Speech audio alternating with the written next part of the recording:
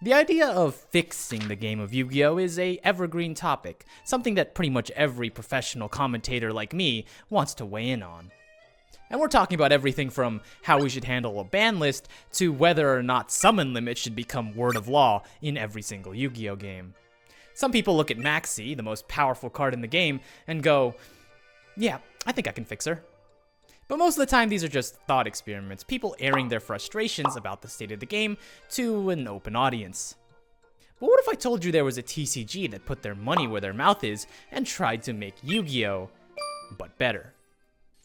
Introducing Elestrals, or as one of the top comments on the Elestrals introduction videos puts it, Yu-Gi-Oh! With a resource system.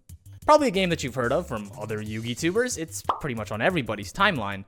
And all it takes is one look at the rulebook, and I think you'll see why. Tell me if you've heard of a few of these things.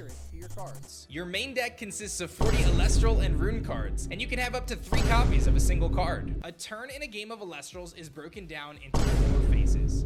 And then we got the battle phase, which is more or less just a carbon copy of the Yu-Gi-Oh! Battle phase with a couple extra zeros cut out. You got attack and defense, you got attack versus attack, you got crashing, and you even got the big butt monsters that you can't run over.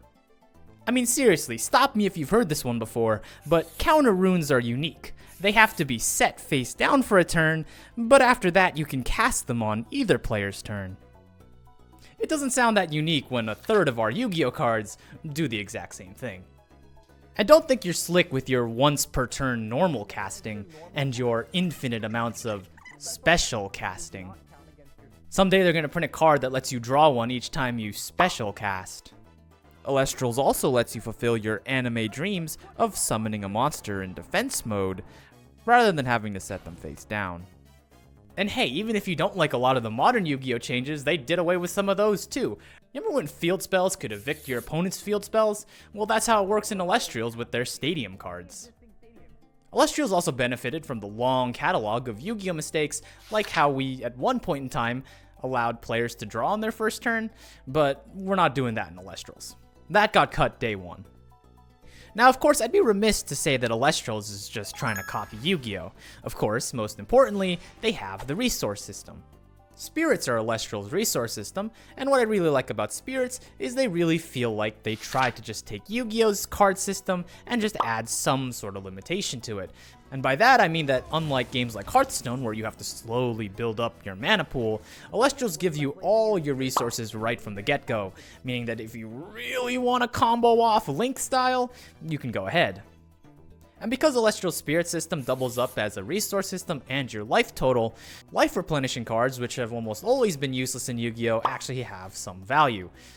Outside of the occasional cheesing and sharking, of course. If you or a loved one have a crippling draw addiction, you can even trade your normal summon or normal cast for an additional draw. Elestrals just feels like the best hits of a lot of card games, even adding in the mulligan system. And if you're tired of simulators blessing certain players with better hands, feel free to mulligan infinitely, so you can finally pull off that 4-card combo. Some other completely foreign Yu-Gi-Oh! Objects include things like Divine Runes, which allow you to move your spirits around to get some cool effects, as well as Invoke Runes, which immediately gain their effect upon being cast. Now, I'll be honest with you, I only play Yu-Gi-Oh!, so I don't know how unique those actually are. I need some Magic and Pokemon people to let me know.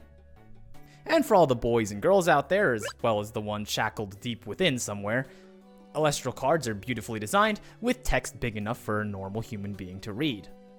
The amount of card text also places Elestrals much closer to pre-industrial Sangen, rather than late-stage branded.